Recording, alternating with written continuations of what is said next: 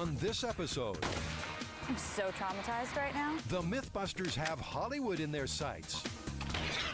You've seen it a million times, but can you really be blown away by a bullet? Nicely done, Tori! It's a song sung brown. You gotta take your pants off and wear it. As Adam searches high and low for the elusive bow-loosening tone. And water torture. Is it real? And how long can the Mythbusters take it? Oh my God! Who are the Mythbusters? Am I missing an eyebrow? Adam Savage I reject your reality and substitute my own. and Jamie Heineman. Quack, damn you. I wouldn't say Jamie's an evil genius. Between them, more than 30 years special effects experience. When will the fun ever stop? They don't just tell the myths, they put them to the test.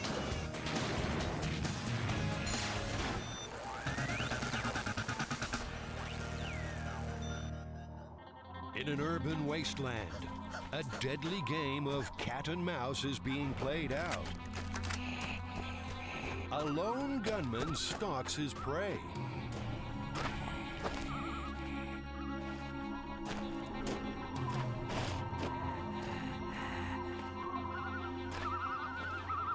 A fugitive flees for his life. But this time, there's no escape.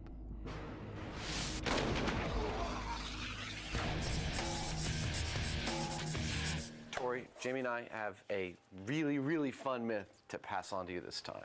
Yeah, this one is another Hollywood-created myth, and it's the one around a person getting shot and like flying backwards. So the question is, does a bullet have enough kinetic energy to transfer to a person that would like knock them back, whether or not they're wearing like a bulletproof vest or something, just like we see in the movies? We'll show you later how Hollywood blows people away. But first, the big test. Can this really happen? We need to come up with a realistic recreation of what would happen with a person and a real weapon. Obviously, they aren't going to shoot a real person. So here's the idea. Build a large rack to hold up a victim it's safe to shoot. A predeceased victim with human-like physiology. A recently departed pig will be perfect. Are we ready to roll? And so it's once more off to the meatworks for a quick pork takeout. Though it was never going to be quick enough for vegetarian Carrie. I'm so traumatized right now. So now to make pigs fly backwards. Scotty and Tori get to work on the pig rig. This is our harness, basically, that's gonna hold the pig up. We're gonna put its hooves, dig the hooks into the hooves, and then this will hang from our rig. There doesn't seem to be anything this girl can't do with a welding mask and a blue flame. I think it's gonna hold up a 180-pound pig. Hey, can you do a 360? Are you making a swing set? Yeah. The harness needs to hang right on the edge of the hook so that any pressure will dislodge it.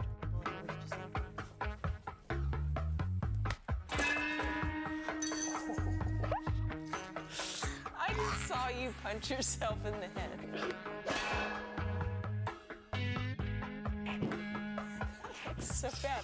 I'm sorry I'm laughing, but you just punched yourself right in the head. Can I look at that tape? Out on the shooting range, Carrie's still not in hog heaven. I'm a vegetarian city girl from California. I didn't have a chance. It's okay, Carrie. The pigs were vegetarians too. In fact, they need a little fattening up to make the 180 pounds wanted for the test. We want pretty much an identical mass to a human to really see what the effect of the bullet would be and if it throws it back. Hold on, here, let the legs fold over. What does it say? 150 pounds. 150 pounds. You know, I think we've got some 10-pound sandbags. We could just toss one or two, like, at his neck to add a little bit more of that central mass. You know, make it more like the average person, because the average percentile, the like 98th percentile male that they do all their crash testing with, it's like 180 pounds. The pig is finally balanced to within an oink of falling off. That's what you want. It's the carabiner. That's beautiful. Okay. That's the cue for our expert marksman. Sergeant Alan Normandy, on the right, is Chief Firearms Instructor at the South San Francisco Police Department. He used to be a SWAT sniper team leader, which means the pig jokes stop now. I mean, what do you think when you watch the movies and you see people, you know, getting blown through the door and stuff like that? Does that equate to reality in any way? Well, in light of what we're shooting today, I'd say it's complete hogwash. Alan may make the jokes. After all, he has the guns.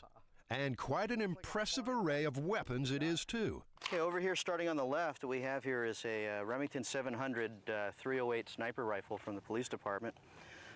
Over here, we have a 12-gauge shotgun, it's a Mossberg 9200 in semi-automatic. We have a Colt M4 in .223. We also have another Colt M4 in .223. We also have a Thompson submachine gun in .45 caliber, and an MP5 in 9mm. This is looks like a pretty good cross-sampling of like the types of guns you see people get shot with in the movies.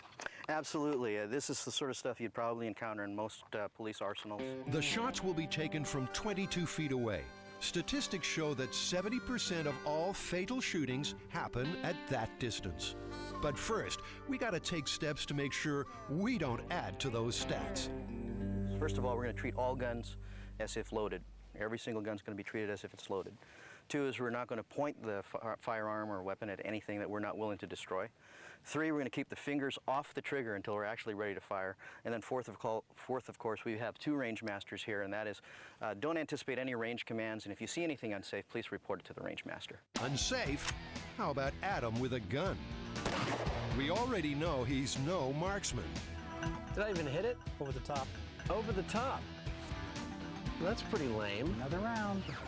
Adam will take the first shot. The M4 is loaded with a 9mm hollow point bullet. All you need to do is squeeze it when you're ready. So keep your finger off the trigger until you're ready to shoot. Lean forward just a little bit. Excuse me, you're in full auto right now. There you go. Squeeze slowly. There you go. Wow. And what do you know? A direct hit. Go ahead and put it back on S. But wait a second, the pig hardly flinched. Surely the appropriate Hollywood-style reaction is more like this.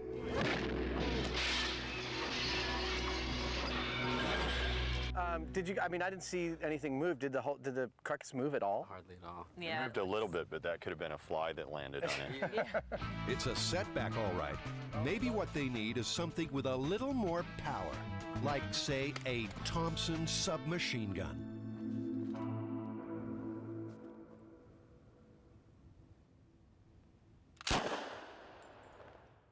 The .45 caliber bullet leaves the carcass unmoved. I think we just need to keep on moving up higher through the calibers. This is a 44 Magnum. We're going to be shooting a 240 grain bullet out of it. This is the same caliber that Dirty Harry uses in the movies. In Dirty Harry's movies, people were blown away by the dozen. Maybe this will get the bacon bouncing. Finger off the trigger till you're ready to fire. High speed's ready. At impact, the bullet is traveling at 1,300 feet per second. But the high-speed camera shows the pig hardly flinched. That went right through again. Yep. No movement at all.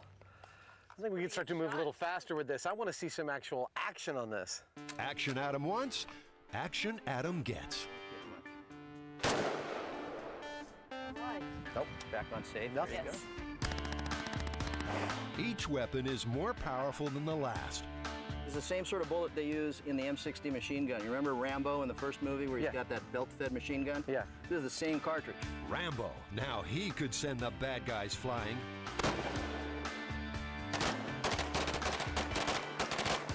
Still, the pig refuses to fly like a hapless Hollywood fall guy. I think we're hitting this pig in the perfect spot. I mean, this is where the highest concentration of his mass is. You couldn't ask for better, and it's not moving at all. But some of the rounds have passed right through the target. Come on. That means most of the bullet's energy is being expended not in the body, but in the hillside behind. Last chance, a massive, solid deer slug fired from a shotgun.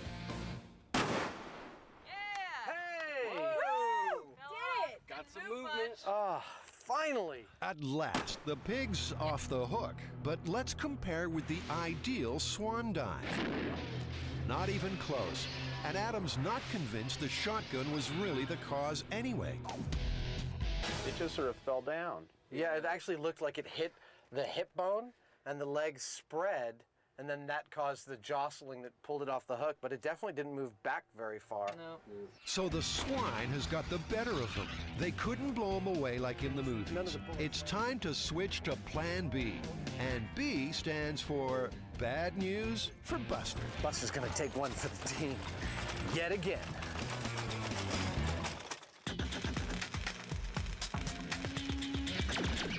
The Mythbusters are heading into a world of hurts. 24 speakers, $60,000 worth of sound equipment, They're putting their dignity on the line 14 adults wearing diapers. to uncover the most diabolical secret weapon you've never heard of. Mythbusters is testing the brown note. So what are we doing out here in the middle of an empty, windswept parking lot? Well, it turns out you need a big place like this to test the myth of the brown note. That's the myth that there are subsonic frequencies that you can play that will cause a human being to lose control of their bowels, or as they say in the industry, have involuntary bowel motility. The brown note, a mysterious sound that makes you soil your pants, or worse. Conspiracy theories dating back to the Second World War claim shady government types were secretly researching this stuff for all sorts of no good. Sure enough, in no time, Adam has tracked down some so-called audio weapons on the internet. The device is a moderate source of ultrasonic sound and may sometimes be used to discourage a potential hostile encounter. However, we do not recommend this particular use since it may provoke certain individuals, then discourage them. I was gonna rob you, but now I'm gonna rob you, then kill you. Soon enough, the rest of the team want to kill Adam too.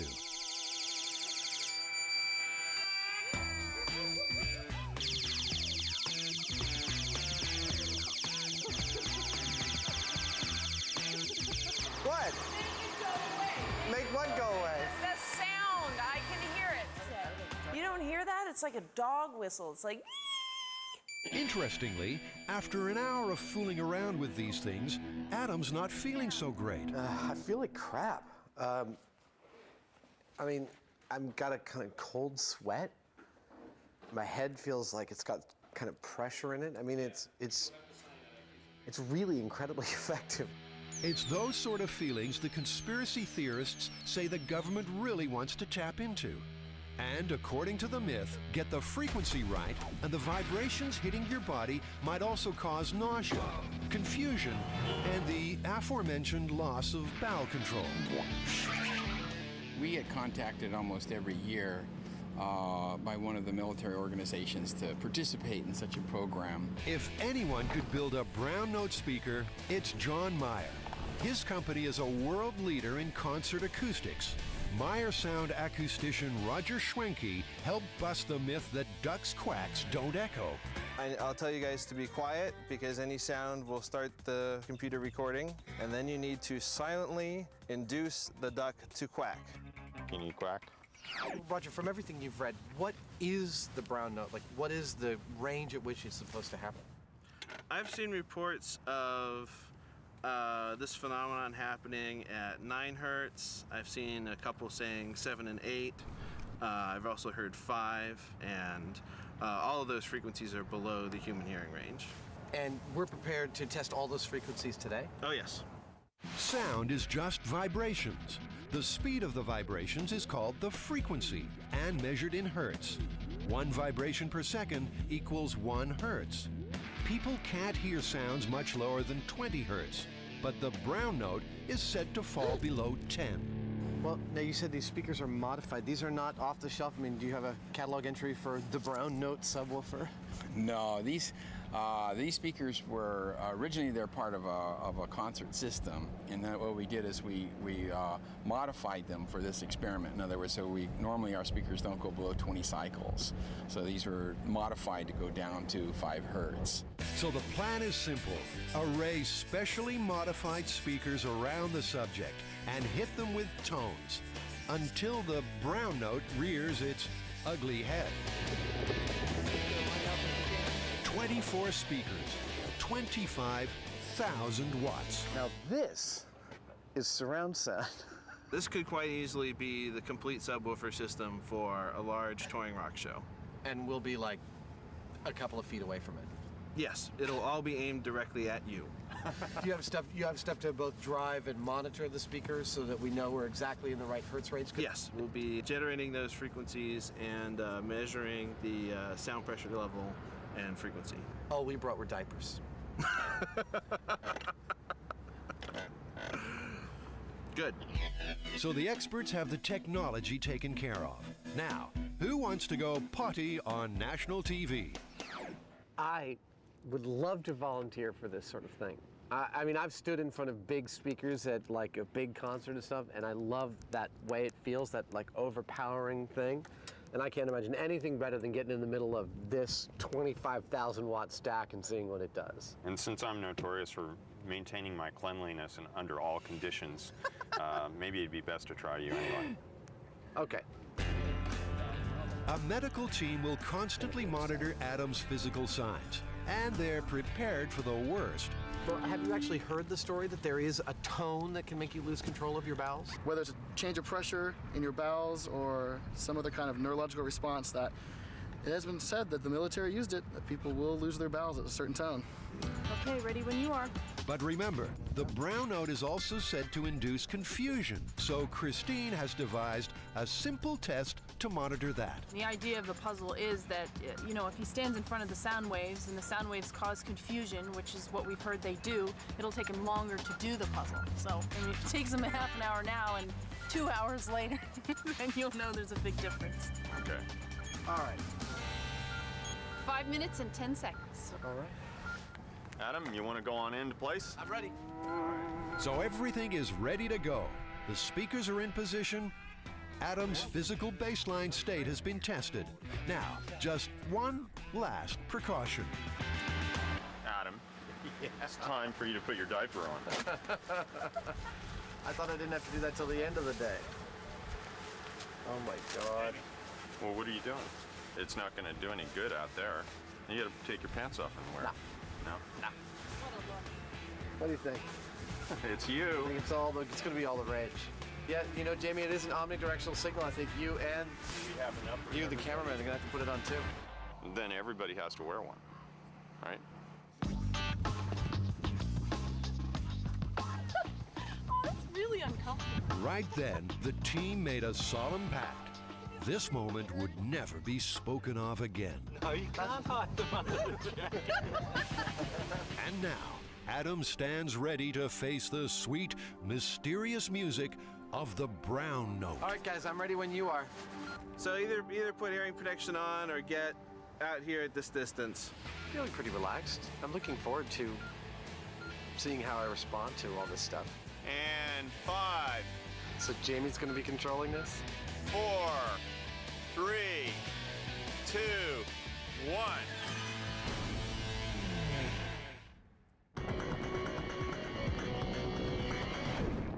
Right now, conspiracy theorists are on the edge of their seats. Adam is being blasted with a 5 hertz tone. And if there was a second shooter on the grassy knoll, and man never really walked on the moon, well, this brown note's secret weapon should have him pooping his pants any second now. Note the diaper, worn Superman style, just in case. 4, 3, 2, 1.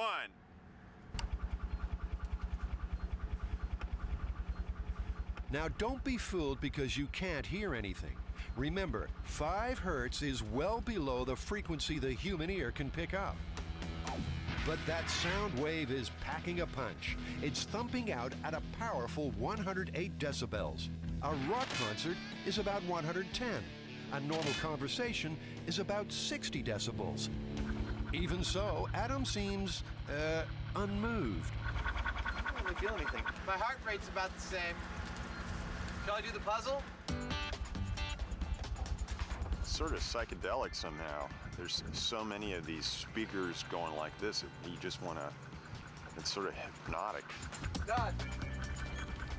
1 minute and 59 seconds. I would definitely say that was an improvement. And I felt much more of a physical response to like a really loud speaker at a concert than I did from this. So Adam's bells are more than a match for 5 hertz. The Meyer Sound guys have a search on their hands. Okay, Adam, it's going to be 7 hertz at 114 dB. Okay, 3, 2, 1.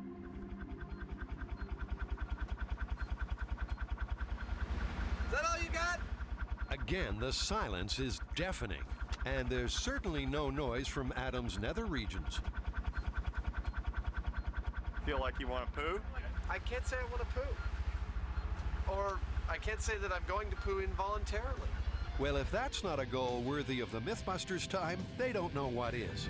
Adam's confident their next test will strike pay dirt. Next up, 9 hertz, right within the mythical brown note butter zone. Okay, we ready? Yep. Let's do it. You ready, Adam? Ready when you are. Okay. And 3, 2, 1, go.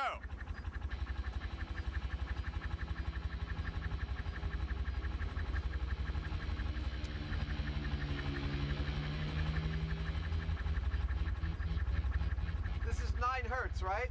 So we should be right where I should just be like all over myself. You know, this is sometimes called the disco dump. So can you like disco for us? Spot, baby. No, nothing there. Wait, let's see. Nope, nothing. You can feel the vibration. It's pretty impressive, but it's not like, you know, like it's out of control shaking your body until something comes out of it. Some secret weapon this is turning out to be. But here's something interesting.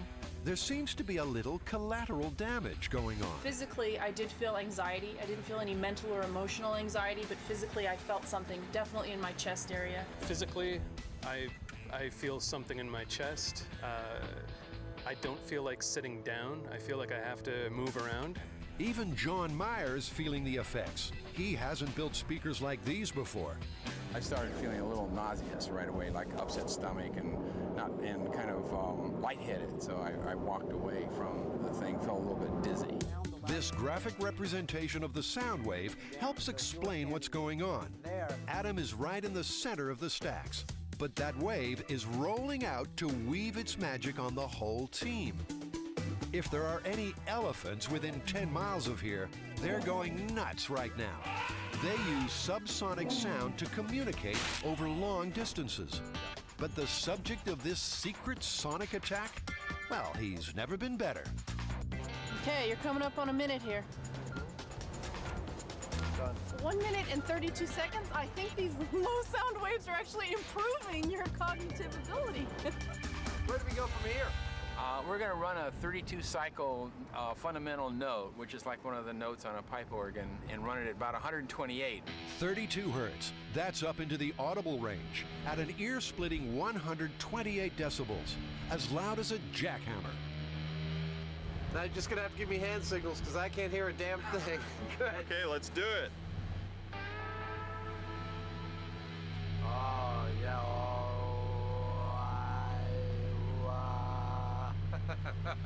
Can you read this? No, I have no problem reading it. I definitely can see that my eyeballs are vibrating from the sound. And you sound kind of funny too. You will submit, Earthling.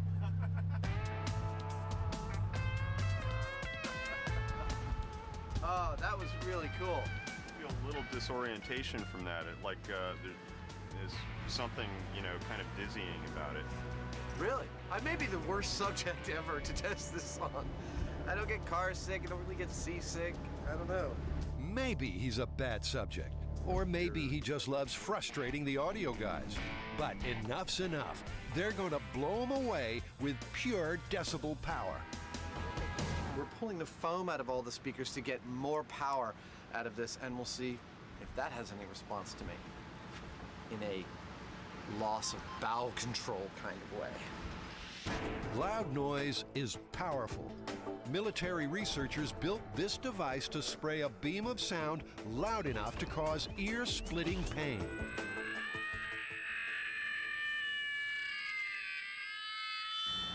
Okay, the foam's all out.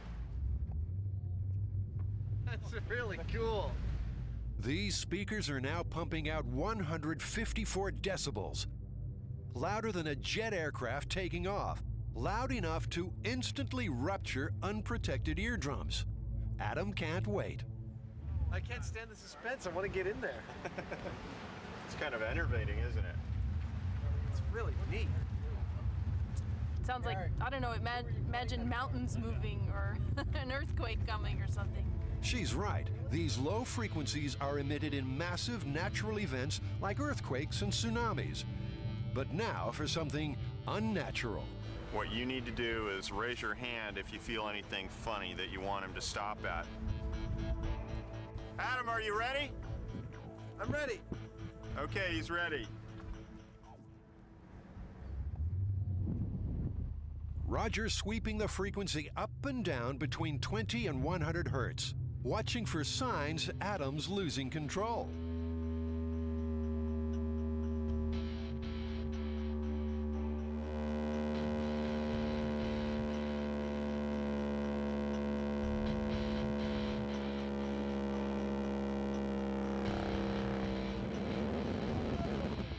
Nothing. Wow! Adam's dignity remains intact. That last bit when I went, whoa! I mean, it was like somebody was actually drumming on my chest. Wow. And it was really intense. And the other thing was, you know how when you speak, there's like a, I could feel that just breathing. Those are still really long wavelengths, and so it is actually physically moving air in and out of your lungs as you breathe. So, yeah, that's great that we actually saw that. It was, wow, I mean, that was just really amazing. Everyone's got to try this. It seems the military can save itself some trouble.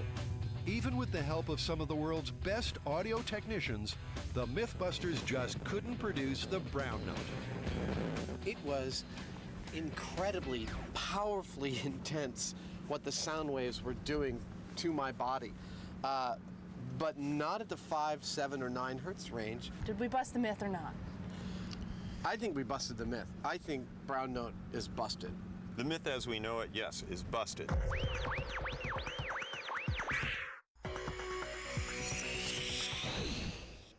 On Mythbusters, they have ways of making you talk. Tori and Scotty are gonna make me cry today.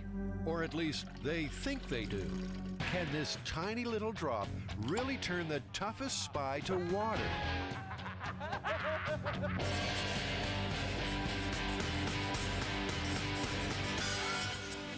Okay, so we have a weird psychological myth. We have to put the Chinese water torture to the test. Wait, is that the one where repetitive drips of water on your forehead are an effective form of torture and possibly will drive you insane? Exactly. That's the one. Wow. Water torture, the stuff of movies, or something more? Torture victim counselor Gerald Gray has certainly heard of it. It's a process by which the prisoner is immobilized and slow drips of water are dropped onto their head. For how long, I can't say. I'm not sure what's considered an effective use of the torture. To test if and how drips become powerful persuaders, the Mythbusters have 2 experiments in mind. For the first, they'll create their own torture chamber. They'll need a rack to secure the victim, a brace to keep their head still, and a constantly dripping tap. Tori's on rack duty and seems to be taking unexpected pleasure in his work. You know, we don't need that. Why are we going through all this trouble to build this water torture device? I mean, really, you just buy them a 6-pack and they'll tell you whatever you want to know.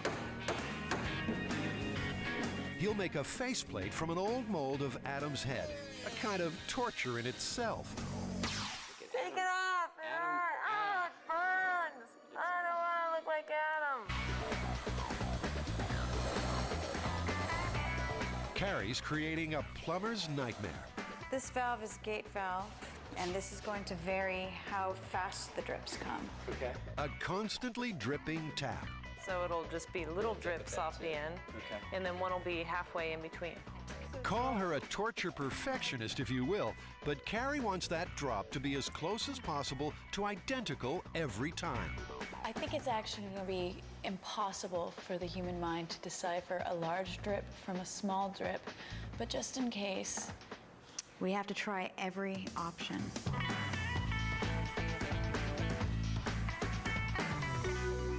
I imagine I'm gonna fall asleep on this thing. Trying to picture the water drop. Oh! So they have the rig. Could you fall asleep? Now, as a precaution, they're calling in paramedics to monitor the test subject's health. You might remember Sanjay from a previous Mythbusters Close Encounter of the Uncomfortable Kind. Oh, Sanjay. Sanjay, will you respect me tomorrow? So have you heard this myth of the Chinese torture treatment? Yeah, I have. I've heard of this particular myth, and that the dropping of the water, just the actual sensation of all the sensories all on your skin, you just feel it run across. It feels like bugs running across you. So if somebody has an issue about, bugs running across their bodies, they may start hallucinating about that. Bugs crawling on your head. Who's up for that? Well, I think because Carrie already administered her own water torture to you, she should naturally Good go idea. first. I'm gonna have to agree. All right. Get on the rack. Strap me in. I'm actually a little shaky. Are you nervous? Yeah. That's all right. Just relax. You'll be fine. Carrie's being a good sport, and most importantly, she knows she can stop this at any time and be released in seconds. First, Sanjay checks her vital signs. And as this is a psychological test, Carrie will be asked a set of questions before and during the torture to establish her stress levels. Do you feel nervous and anxious? Sometimes. Have you ever felt afraid? Sometimes. How easily do you get upset? Ever have panic spells or feel panic? Rarely. Okay. Do you like gladiator movies? Now remember, Carrie is free to call this off at any time. The shackles can be removed within seconds, and she's among friends. But it's still a creepy feeling. I can't even imagine this being for real. I'm around people that I'm secure with, that I totally trust, and I know that are going to get me out of this. I have an ambulance standing by with paramedics. If this was for real, I would be screaming and struggling. I'd probably have bloody wrists and ankles by now. I think we're ready to go. Starting clock. And so the torture begins.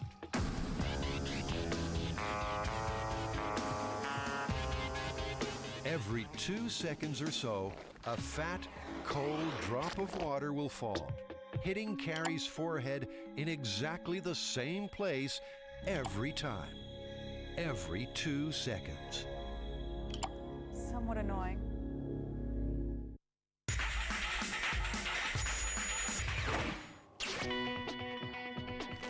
Everything is as it should be in Carrie's world of water torture. The drips are the right size and hitting her in the right place. So now it's time to start the second experiment. God, it looks so painful. Carrie has to contend with her restraints. But what about just the dripping water on its own? Would that have any effect without the discomfort of being tied down? So, comfy chair, no restraints. The victim just has to sit there and do nothing. No, I think I can do it. I think I can do it. All right, let's get started. This job sounds just perfect for Adam. The biggest challenge will be not going to the bathroom. But after the brown note, he knows the drill. Lest anyone forget, there is no dignity on Mythbusters. And soon, he too is ready to take his punishment. Feeling all right. This is not the worst thing I've ever had to do for the show. Not by a long shot. Sit in a comfy chair, get water dripped on my head all day. I think the main problem I'm going to have is going stir crazy, not going nuts from the drip. I'm getting somewhat flustered over the fact that my arm's falling asleep. Carrie isn't sharing Adam's sunny disposition. I'm somewhat jumpy. I feel somebody touch me. Okay, Carrie, I'm going to ask you some questions. This is like the same one that Scotty asked you. We're just now 15 minutes into this. I didn't think I was going to go 15 minutes. I'm very surprised. Do you feel nervous or anxious? Mild. Mild. Do you feel afraid? Mild. Mild. How easily would you get upset right now? Easily. Easily. Severe. Do you feel like falling apart or going to pieces? Not yet. So let's say moderate? Moderate. Do you feel like you're having a problem sleeping? Yeah. Yes, I am having an extreme problem sleeping. There's 7 people standing around me and there's water dripping on my head. After 15 minutes, Carrie thinks she's holding up relatively well. But the power of water torture is meant to increase the longer it goes on. As most of the Mythbusters crew knows, I can fall asleep just about anywhere. And I'd like to attempt to do that here, but there's this fly that's just landing on every exposed part of my body it can. The dripping water is breaking my concentration, so I can't just zone out and forget about the pains that I'm having from being strapped down. It's constantly bringing me back to the reality that my shoulders are killing me. Oh yeah, plenty of water. We can go for hours still. Carrie's been on the rack an hour now. Her vital signs are still within the safe range, but the torture is starting to tell on her emotions. You ready? Go ahead. Okay, do you feel nervous and anxious? Yes. Would you say mild, moderate, or severe? Severe. Do you feel afraid? No. Mild. Mild. Are you getting upset, or do you feel like you're gonna panic? Extreme. Do you feel like you're gonna fall apart and go to pieces? I actually don't want to do this test right now. All right, let's get her out. No, it's fine. Just give me a second, okay? I had a moment of sheer terror and panic when I was on the rack, and it was so strange. I didn't expect going into this that I was going to freak out and start crying in front of everybody. I mean, I knew I could get up at any time, but the restraints totally made me lose it. Do you feel yourself trembling or shaking? Yes, extreme. I just had a sudden claustrophobia attack. That's what that was a minute ago. Being bound is crazy. I didn't even feel the water at that point. Goddamn fly! Which lands on my feet, my toes, and my elbows, and my hands, and it's awful. The fly is definitely much worse than the water. Flies aside, Adam's finding life as an unrestrained, soggy couch potato somewhat to his liking. Long-term psychological side effects. If I haven't had any long-term psychological side effects from all the things I've already done on this show, this isn't going to hurt much more. Are your hands feeling wet and clammy? No. Are you having a problem sleeping? I think this is actually will be a very good torture. Although Carrie's regained her composure, somehow this just isn't fun anymore. The experiment is becoming a little too real. Enough is enough. I think you've proven yourself. I think you probably could stay here longer, but I'm actually gonna let you loose. Okay. Some concern about your shoulder and all the twitching that you're doing and stuff like that. You're obviously getting,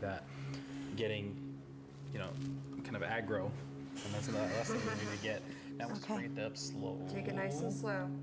If you start to feel a cramp, go back to before. Yeah. Carrie lasted more than an hour and a half, but in hindsight, it was probably an hour and a half too long. I'm so used to coming into Mythbusters and having a blast doing everything that we do. This was a rough experiment for me. I still haven't gotten over the bruises on my wrist from the shackles. Unrestrained, Adam is able to cope much better with the drip. It's been about 3.5 hours.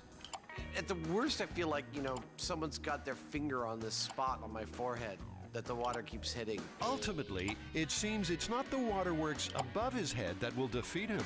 These adult diapers are really meant for, occasional leakage and incontinence, not for a grown man's, midday wee.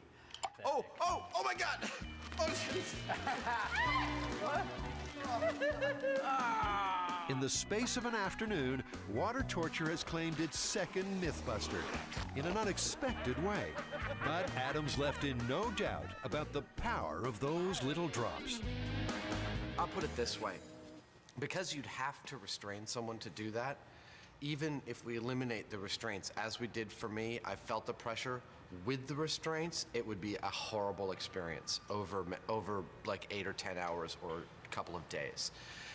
You'd not only feel the pressure from the drip, but you'd be itching, you'd be wet, you'd be cold. All of those factors, I'd say, yeah, absolutely, it would be a torture. No, it's not a myth. It's been used at least once in my experience. I suppose it's been used other times. Gerald's too polite to say they should have thought a little more about the consequences of this experiment before starting it. But you get the drift. It's a very tricky thing to experiment with, torture. Most people don't know it, but it can be very, very deadly. Well, when we began this, it seemed like a fun, experiment, exciting, almost like a game with the torture. And after talking to Gerald, my opinion of this whole thing has completely changed. I don't know about you guys. Oh, I felt the same way. I went into this thinking of it like a physical endurance test, like climbing a mountain. And I walked away with it with much more real experience. It was much scarier than I expected. Yeah, for sure. So when it comes down to it, we can confirm Chinese water torture through our expert interview, but there's no way we can physically endure anything that would confirm this myth. Exactly, because at any point, we can just say, I'm done, I want off the table, and someone's there to let us off. In reality, that's the fears that you can never get out. And there's no way that we can ever really, experiment that way. We'll never be able to get there. So let's finish this. We're done with Chinese water torture. Yes.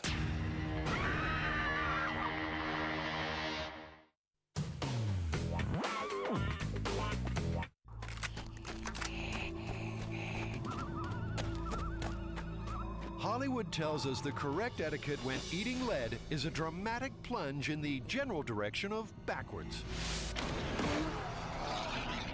But try as they might, the Mythbusters couldn't get a recently deceased pig to do that. So now it's Buster's turn to be blown away. What did Adam and Jamie do to you? He's looking a little worse for wear after an unfortunate brush with the Ming Dynasty rocket chair. 5, 4, 3, 2, 1, go.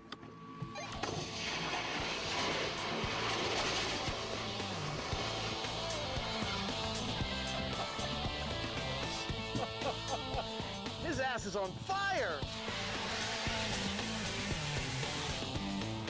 Burnt, but not broken, he stands ready to be blown away. Right on the edge. Okay, look down. Okay. After the test with the pigs proved basically that a bullet is not going to throw you back, we decided to do what is the worst case scenario if you're wearing a bulletproof vest, which is going to take all the force of the bullet right here. It's not going to be absorbed in your body. What would happen? So we're going to run through our spate of weapons with this and see if Buster actually gets thrown back. Even if the bullet gets through the vest, Buster's solid torso will bear the brunt of the impact. Is it enough to blow him away? Expert police marksman Sergeant Alan Normandy will do the honors.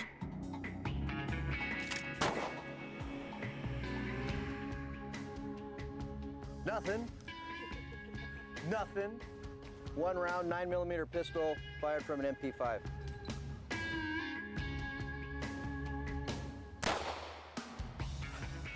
Bounce.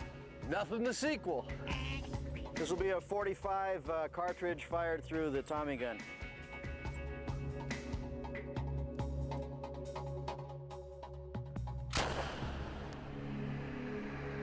That was a hell of a punch to the vest. I mean, the whole thing puffed out. Aliens. 12 gauge double-aught buck. Again, it's down to the shotgun to at least knock Buster off the hook.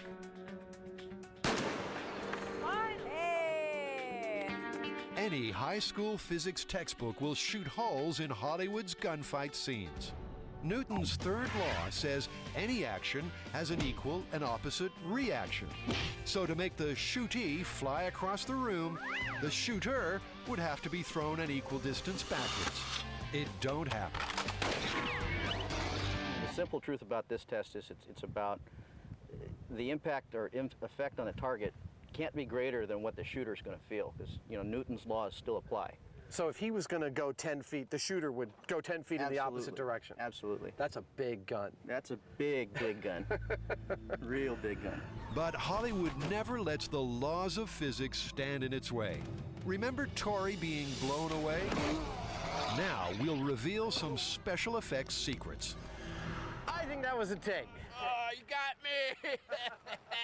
Yeah, we're gonna put on this jerk harness and make you fly. You'll be like Superman, except backwards. Matt Herron has worked on films like Jurassic Park and the Star Wars prequels.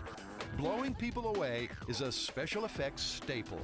First, Tori is strapped into a harness called a jerk suit. It's nice. It's very slimming. It's very slimming. Brings out your girlish figure quite well. Tori, how could you?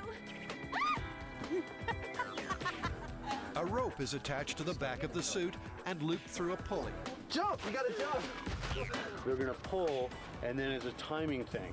So you pull, he's gonna go flying in the air, and then when he gets over the mats, we're gonna ease him in gently. I see, so that it'll triangulate down to like over here, and he'll get pulled up and then be let down.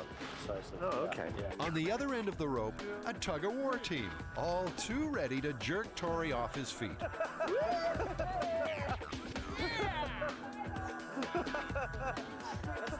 It's a Tori pinata. For that extra dollop of realism, Jamie straps a bag of fake blood to Tori's chest. So Tori, I'm going to shoot you with this thing and it'll poke a hole in the bag, all right? It's a airsoft pistol. Great. Yeah. All right. Okay. Cool. Okay, you guys, ready? Yeah. On bang, on bang. 3, 2, 1. Bang! Bang! Bang! Bang! Bang! Bang! Bang! Time to perfection, and Tori eats lead, movie style. Nicely done, Tori. All right, let's do it again. It's certainly convincing on the high-speed camera. Man, the bad guy takes it away. I think Tom Cruise will hire me as a stunt. All right. But that reveals one last problem, that rope. Well, the clever, geeky guys in the graphics department take care of that during their lunch break. Well, guys, we threw everything that we had at those pigs, and the most we got was getting the pig to fall off the hook. I know, it was totally busted. I mean, you see in Hollywood movies, people getting shot and they get thrown back. I mean, this pig went back maybe 2 inches. Yeah, tops. And we were using deer slugs, fully automatic machine guns. 3 machine guns at once. Yeah, even the high-powered sniper rifle, didn't really do that much to it. So, No. And when you think about it, it's not that surprising. It's kind of like a flea running head-on at an elephant. It's no matter how fast you get it going, it ain't going to do a whole lot. Well, it's just as I said on the shooting range, if it was going to toss the shootee back that much, it's going to shoot the shooter back the same amount. I mean, there's going to be the same reaction. Equal and opposite reaction. Exactly. So it's busted. It's busted. Totally busted. 100%.